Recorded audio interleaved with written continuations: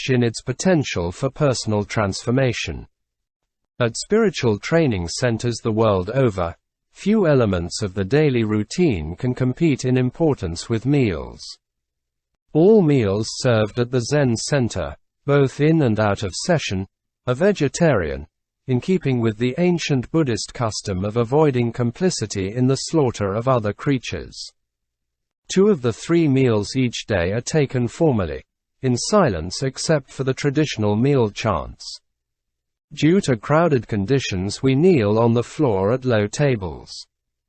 As is widely done in Japan, but plans for a new country retreat complex now under construction near Rochester provide for a dining room with chairs at tables, which are the norm at Chinese and Korean Zen temples.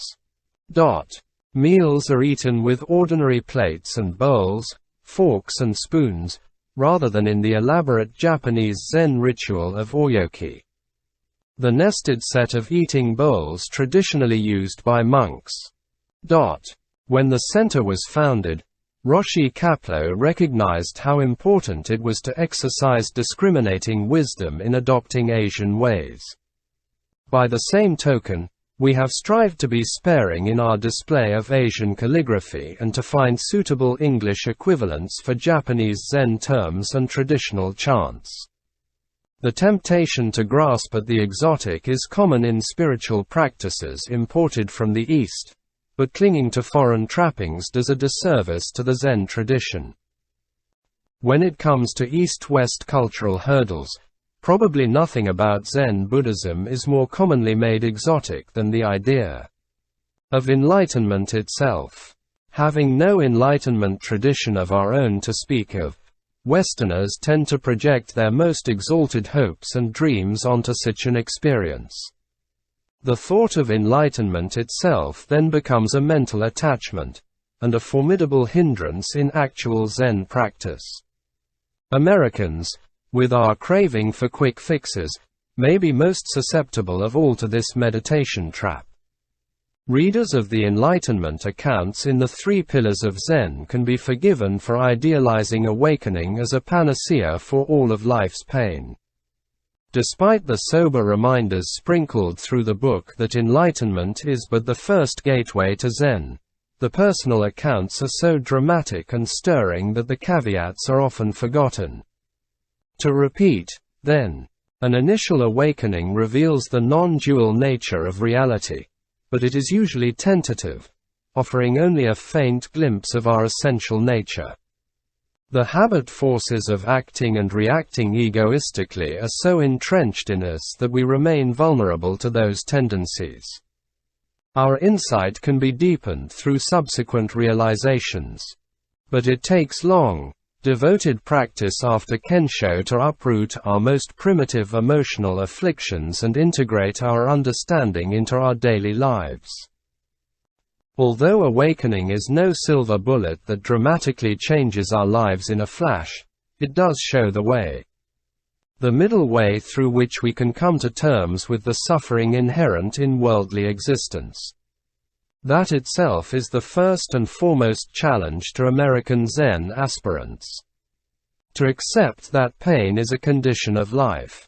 Through our extraordinary creativity and technological resourcefulness, Americans have succeeded in mastering adversity to an extent that would have been inconceivable to our ancestors.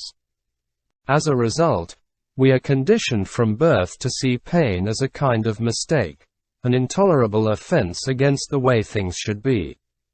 This attitude, in turn, spurs us on to further perfect our control of the conditions of life. The Buddhist experience reveals that this ceaseless pursuit of happiness, though scripted in our Declaration of Independence as an inalienable right, merely perpetuates our suffering.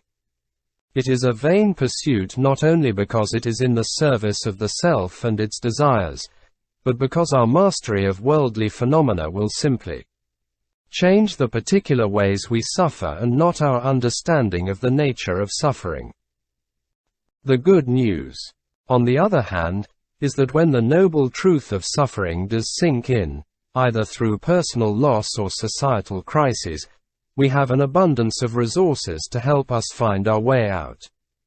We are the beneficiaries of a system, flawed as it is, inspired by values that go to the heart of Buddhist teaching: freedom, equality, and community. Likewise, the American ethos, with its promise of advancement based on initiative and hard work, is one in which Zen is at home.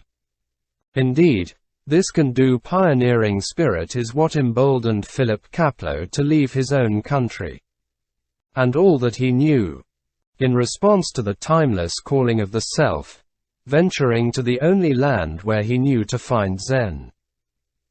Ours is a culture far removed from the Asia which nourished Zen, and much in our world has changed even since the original publication of the Three Pillars of Zen. In adapting Zen to the West, we run the risk, as Roshi Kapleau always warned, of throwing out the baby with the bathwater.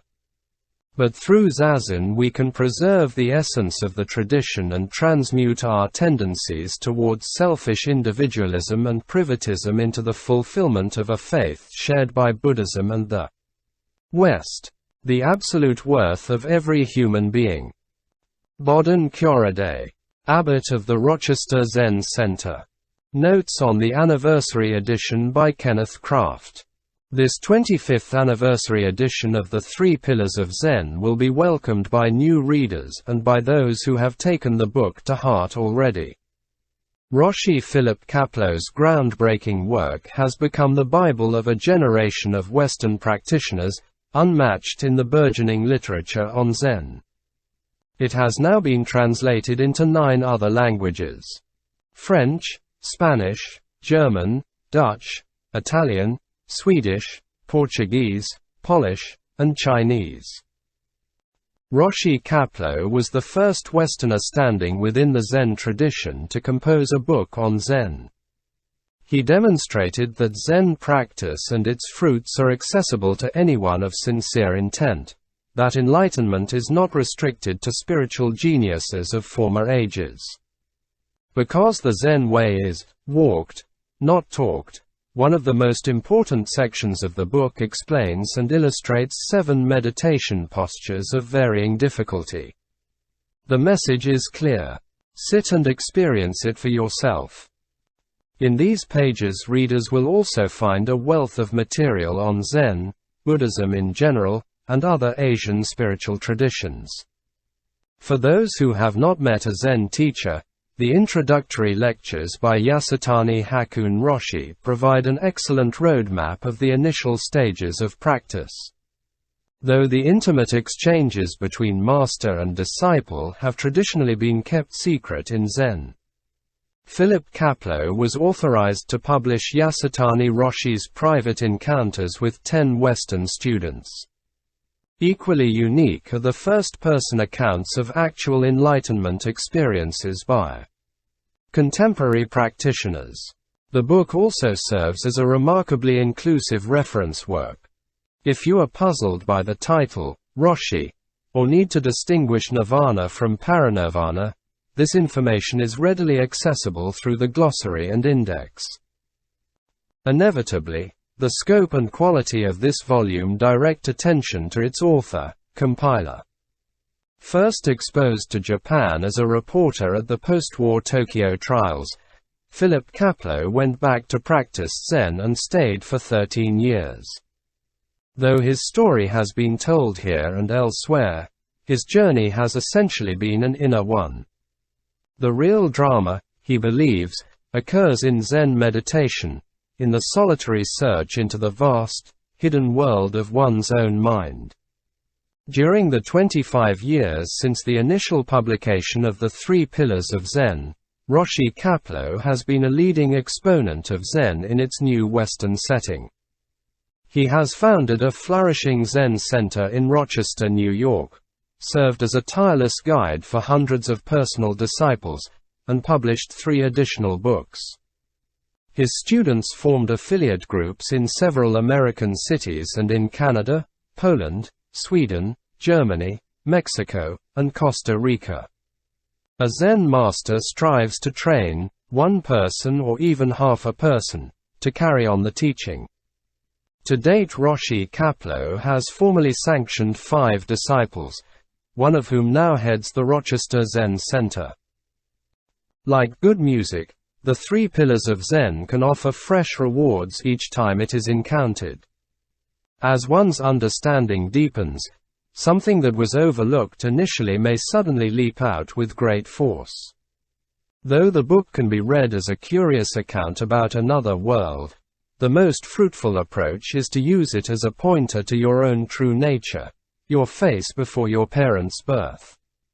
Then it begins to shimmer with the promise of transforming insight. A Canadian housewife recounts herein.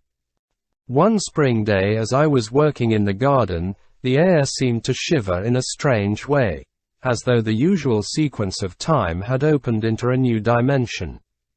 And this is the thrill of the 3 pillars of Zen, the glimpse it offers of a door into ourselves we might not have noticed before. Wherever and whatever your own garden may be, this is a book that can alter the direction of your life. Indeed, PHILIP KAPLEAU did not come home empty-handed. He brought us a living word of Zen. Kenneth Kraft notes on Zen vocabulary and Buddhist doctrine.